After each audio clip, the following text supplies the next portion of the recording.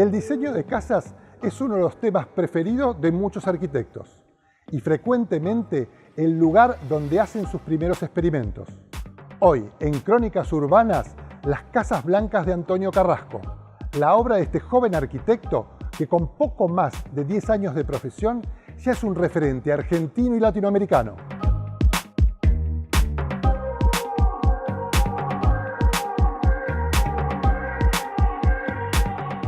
Mi relación con la arquitectura empieza bastante joven. Mi padre es constructor, entonces siempre viví ese clima de obra desde muy chico, entonces lo tuve muy claro desde muy joven. Al principio, yo al ser del interior no sabía en qué podía derivar eso, así que fui haciendo distintas escalas. Así que lo primero que hice es una escuela técnica con formación maestro mayor de obra. Y después de eso ya me vengo a Buenos Aires a estudiar acá en la UBA. Empecé a trabajar desde el primer año con Gabriel Galván y Martín Torrado. Con ellos empecé a participar como colaborador en concursos. Ese estudio de Gabriel y Martín se separa. Formamos un estudio con Ligia Gafuri, Javier Esteban, Martín y yo.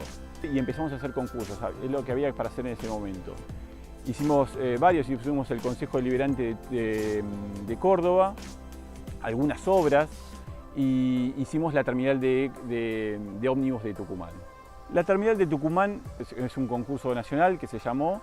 El programa era bastante extenso, ¿sí? Había que hacer un parque público y estábamos con el tema del clima y de cómo teníamos que afrontar esa situación.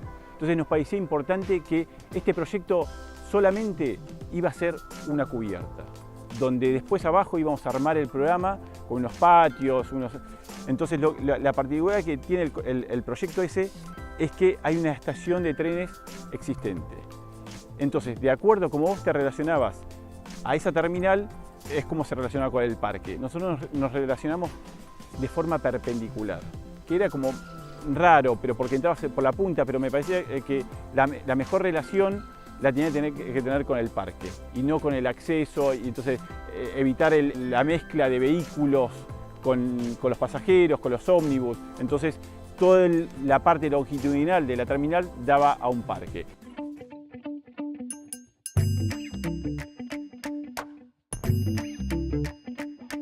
Una vez que se forma ese estudio, como inquieto que soy, al cabo de unos años, estaba atrás de otras cosas. Necesitaba como una libertad que por ahí no la estaba teniendo en ese lugar.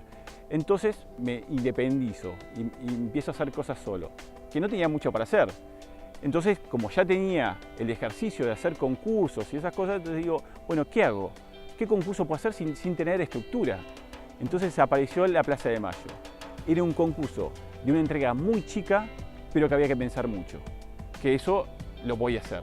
Entonces, encaré ese concurso, en la cual sacamos tercer premio en un concurso nacional donde se presentaban grandes estudios con más estructura. Una vez que empiezo esos concursos, empiezo a hacer obras, pero también se ató otra cosa. Apareció un concurso en una estancia de Colonia Carolla, que el jurado era Carrillo de Gracia. Entonces dije, esta es una oportunidad para participar ahí. Participé, era casi de jóvenes arquitectos y alumnos, y se presentaron de varias facultades del país, del extranjero también, y bueno, nos dio el primer premio también por una intervención en esa estancia, ¿sí? Que hacíamos una especie de volver la estancia a su estado de origen. Las estancias están tomadas casi por las ciudades, y nosotros lo que hacíamos era un perímetro de forestación, de sembradíos. Entonces uno, cuando estaba dentro de la estancia en la visita, volvía a tener esa situación de cómo eran estas estancias en su origen.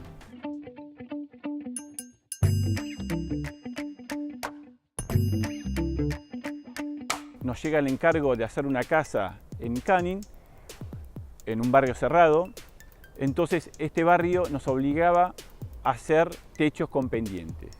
Teníamos una restricción de 4 cubiertas, entonces negociando con el Departamento de Arquitectura logré que nos permitieran 3, y es la única casa del barrio, que es grande, donde no se ven los techos. Pero no por una cuestión que no queremos que se vean, porque en algunos lugares nosotros rompemos la esquina para que se insinúe, no hay algo malo en mostrar los techos, pero lo que entendimos de eso es que Es una casa donde al espacio público, que es el espacio del barrio cerrado, es una casa dura, cerrada, y al interior es una casa más doméstica, donde los techos caen, tiene una escala más pequeña.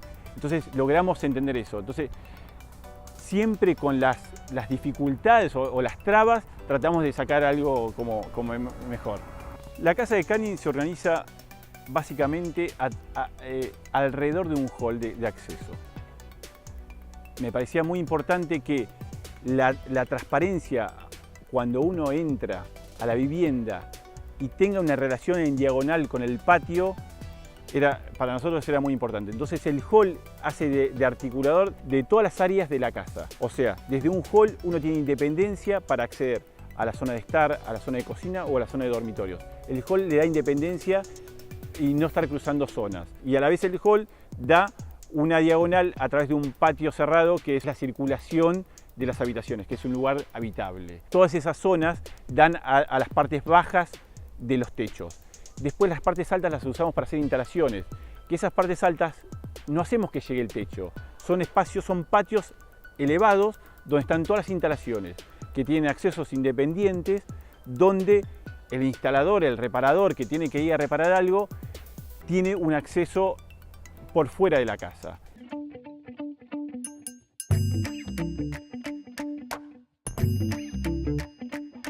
Cuando estábamos terminando la casa de Canning, nuevamente aparece la oportunidad de acceder a la beca de Navarra. La beca Navarra consistía en una maestría de arquitectura en la Universidad de Navarra. Es una maestría que yo tenía conocimiento, la tuve durante toda la carrera, porque lo ayudaba Martín Torrado a prepararla. Entonces sabía que era una maestría muy buena. Es una maestría de las más prestigiosas de habla hispana. Entonces ese año me postulé, es una beca por antecedentes, pero me postulé medio disconforme porque yo ya estaba grande, tenía casi 29 años, ya tenía familia, tenía mi hija, entonces no era el momento capaz que para hacer una beca. Al mes me llama Pancho Lierno y me dice, sos el elegido. Así que es algo que casi no me lo esperaba y casi la niego, porque dije, ya arranqué, había hecho algunos concursos, estaba haciendo algunas obras, dije, volver a parar todo, irme y para después volver de cero. Pero bueno, lo hice, me decidí por hacerlo, creo que fue una buena decisión. Es una decisión que estuve 2 años en España haciendo una maestría con profesores de excelente nivel, además que fortaleció cosas que por ahí yo iba intuyendo muy poco. Entonces me parece que eso estuvo bien.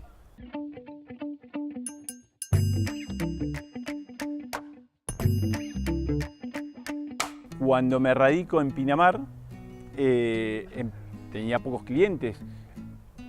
Al contrario de yo ser de la costa, pero haber estado casi 20 años fuera, era difícil insertarte otra vez en el mercado. Así que algunos amigos empezaron a confiar, vamos a hacer algo, estaba el tema del procrear, hicimos el primer proyecto, la primera casa es la Casa Ordóñez Carrillo, que es una casa a procrear, de un presupuesto muy limitado y un terreno pequeño. Entonces lo que hicimos es una casa de muy bajo presupuesto, donde el presupuesto darlo en algunas cosas caras, como las carpinterías en algunos sectores, y después mucho muro y techo de chapa. Esta casa hereda un poco los techos con pendiente negativa de la casa en Canning, que esta vez dijimos vamos a mostrarlo a la calle. Entonces los techos dan a la calle y al interior da una casa más abstracta, con una galería que uno la ve en diagonal al acceso. Esta casa también hereda el hall. La planta es muy parecida, pero con otro orden, pero tiene la misma casi articulación.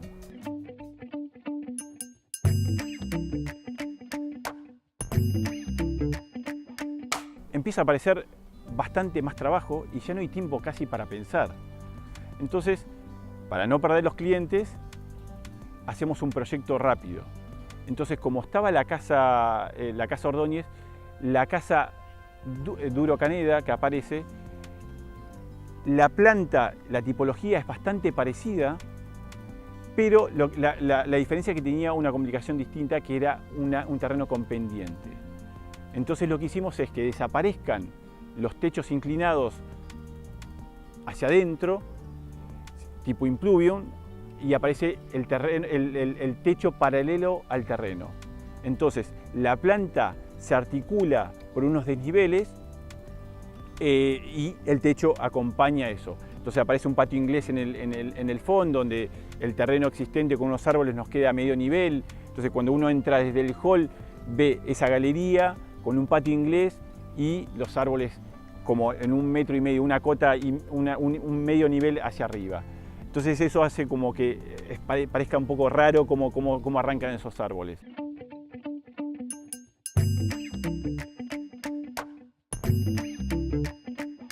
Nos toca hacer la casa Náyades, que la casa Náyades, la particularidad de esta casa es que era un barrio de reciente inauguración, no había vecinos, no sabíamos cómo iban a ser los vecinos, era la primera casa que había en toda esa zona de Pinamar. Entonces costaba encontrar elementos que nos condicionen, siempre estábamos acostumbrados a que algo nos condiciona, el terreno era plano, no teníamos muchas. Entonces dijimos, en esta oportunidad vamos a autocondicionarnos obstáculos. Entonces dijimos, ¿cómo está la orientación? ¿Cómo se accede? Es un terreno de doble acceso donde apoyamos un bloque con todo el programa sobre el sur, que es el acceso, y nos liberamos el norte. Entonces, una vez que definimos el volumen de la casa, lo que hicimos es trabajar adentro. Cómo se articulaba todo el programa adentro. Entonces, volvimos a trabajar sobre el hall, que es un hall pasante, donde te articula ya no solo en planta baja, sino te articula en 2 niveles, entonces te articula la zona de servicio con las zonas de estar y un acceso con una escalera que a la vez traspasa las visuales y arma la planta alta, donde se accede y se llega a un estudio y una zona de dormir de los chicos y la zona de los padres, articuladas por un patio de acceso a la terraza. Entonces, todo eso se puede lograr, acceso y terraza a la planta de cubierta, porque las instalaciones se pusieron en un sótano. Entonces, a diferencia de la casa de Cani, que teníamos un patio de instalaciones, este patio lo liberamos y pusimos las instalaciones en el sótano. Entonces ese patio ahora es un patio de acceso.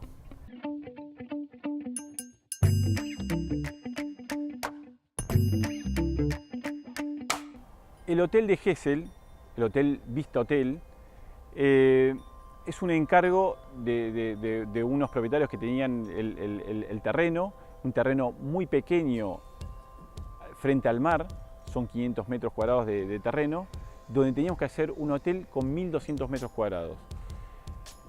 En una zona de protección de la costa, donde teníamos muchas restricciones normativas urbanística que no podíamos construir. Entonces, lo que fuimos estudiando es que, dada la cantidad de habitaciones, la posición de cómo se coloca el hotel frente al mar, que teníamos muy poco frente, teníamos una contra que teníamos casi 9 metros solamente de frente al mar y teníamos que hacer 24 habitaciones que miren al mar, entonces el problema era ese. Entonces, por normativa teníamos un prisma que teníamos que construir. Pero este prisma, lo más importante era cómo se apoyaba sobre el suelo. Siempre estos edificios tan grandes hay que pensarlos cómo llegan al suelo.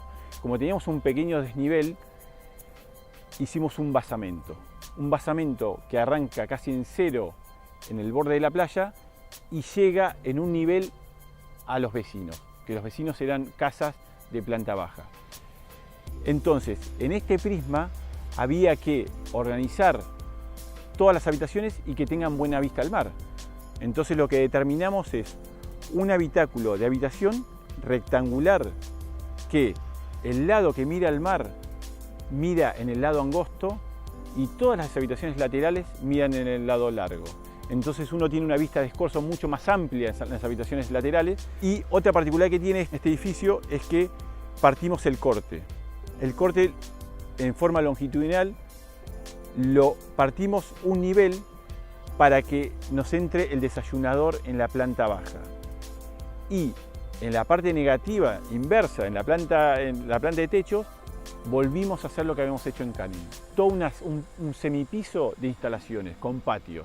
Entonces, tanto las instalaciones en la planta alta como tienen que ser, con ventilaciones, y nos quedó toda una cubierta de uso de programas, pileta, solarium, todo ese lugar sin instalaciones. El hotel tenía un presupuesto bastante restringido, entonces lo que hicimos es optimizar el sistema constructivo que veníamos trayendo, que son paredes y losas. Entonces estandarizamos todas las carpinterías, que son los paños de abrir, son iguales en todos lados, y lo que iba variando es el paño fijo que se iba variando según la terminación de la obra. Entonces son ventanas corridas en todo el perímetro, se estandarizaron por cantidad las ventanas, entonces con eso logramos bajar los costos. El edificio, en vez de partirlo por plantas, el edificio está partido por bloques, porque tenemos una alteración en el uso muy grande en lo que es verano e invierno. Entonces, no podíamos poner las instalaciones por piso y dividirlas en el funcionamiento por piso, porque si no, en invierno, que tenemos baja ocupación, tendríamos que encender todo el edificio. Entonces, en invierno solamente se funciona el frente del mar.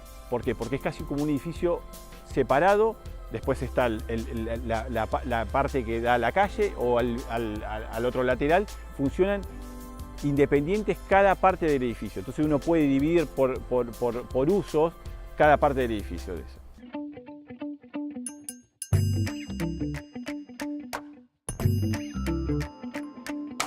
Uno de los últimos trabajos del estudio es la casa MC603, que es una casa que se hizo en el barrio Costa Esmeralda, que es un barrio del Partido de la Costa, muy cerca de Pinamar. Es una casa que tenía una dificultad, que era la topografía del terreno. Cuando nos llega el encargo, vamos a ver el sitio y el terreno tenía una pendiente excesiva. Entonces teníamos que ver cómo lidiábamos con eso. Tiene un bosque de eucalipto en el fondo del terreno, pero al acceso del terreno, que se accede por un cul-de-sac muy pequeño, tiene casi 10 metros de acceso solamente al terreno, teníamos que hacer una casa.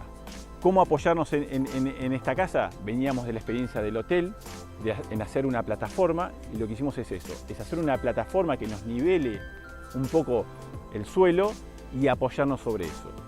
Entonces, lo que hicimos es, como la casa la teníamos muy encima del acceso, pusimos el acceso atrás. Entonces, uno cuando va llegando a la casa, tiene que llegar y mirar el bosque de eucalipto, sube por una escalera y tiene una relación directa con el bosque, y retrocede y accede a la casa.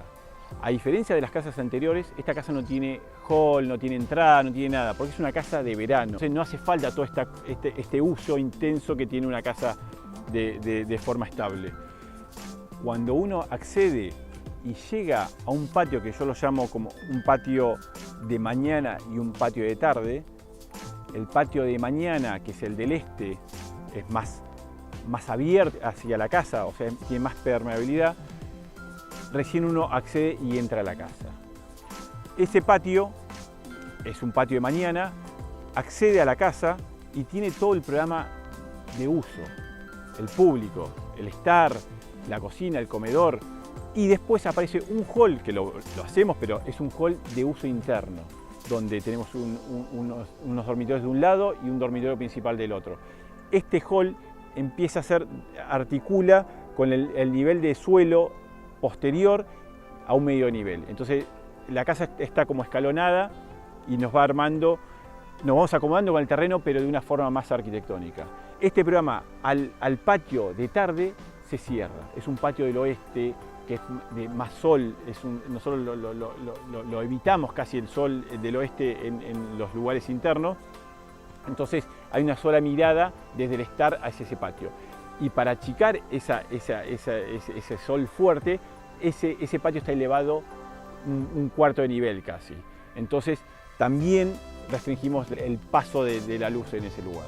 Al tener estos dos patios que dan al estar y están en lados opuestos, la zona de estar y comedor termina siendo casi un semicubierto en un lugar abierto. Entonces tenemos un patio único donde atraviesa el estar comedor. El patio que da al oeste, que es más elevado, logramos con eso contener una pileta y con eso logramos también la protección, porque al tener una pileta uno tiene esa es la misma protección para la altura. Al tener la terraza elevada del oeste, logramos, que en otras obras logramos con muros o lugares más cerrados, con esta terraza de acceso más elevada tenemos la privacidad suficiente para la vivencia de la casa. Entonces uno puede tener todo abierto, todas las jardinerías abiertas, uso, pero desde la calle, como estamos tan abajo y con esa proa que aparece y que nos da privacidad, tenemos una buena vida dentro de la casa.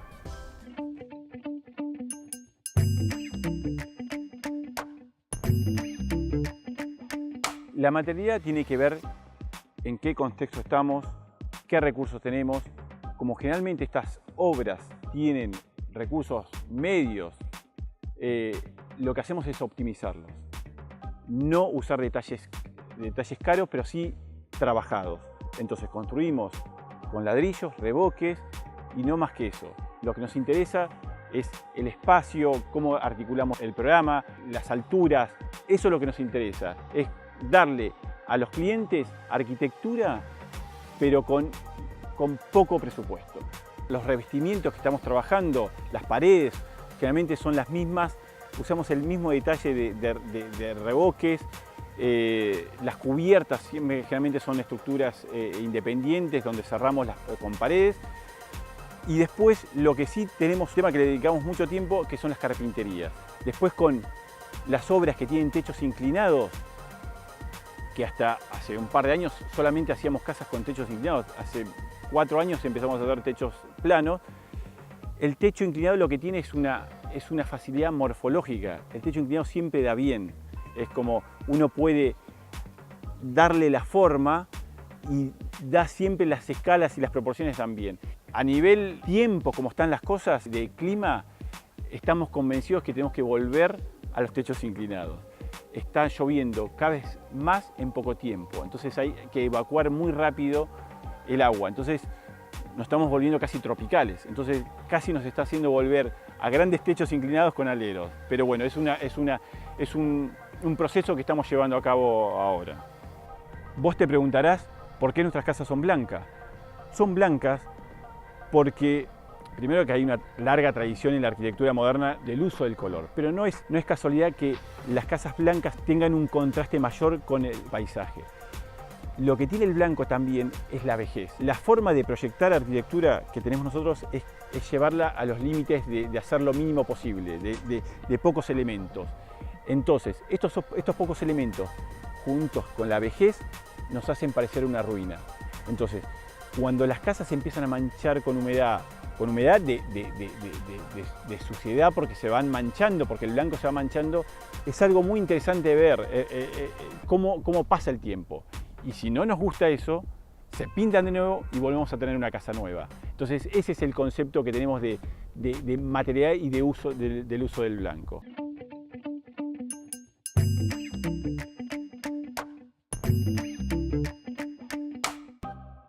Con poco más de 40 años, Antonio Carrasco es uno de los jóvenes sobresalientes en el panorama de la arquitectura latinoamericana. Su obra ha sido expuesta y distinguida en varias bienales, desde la Internacional de Arquitectura en la Argentina, la Latinoamericana en España y la Bienal de Venecia en Italia. Pero seguramente no por su espectacularidad, sino todo lo contrario, por la búsqueda de una arquitectura que, anclada en las tradiciones constructivas y funcionales de los lugares, propone obras bellas, serenas y sensibles con el paisaje donde le toca actuar. Esto fue Crónicas Urbanas con las Casas Blancas de Antonio Carrasco. Nos vemos la próxima semana.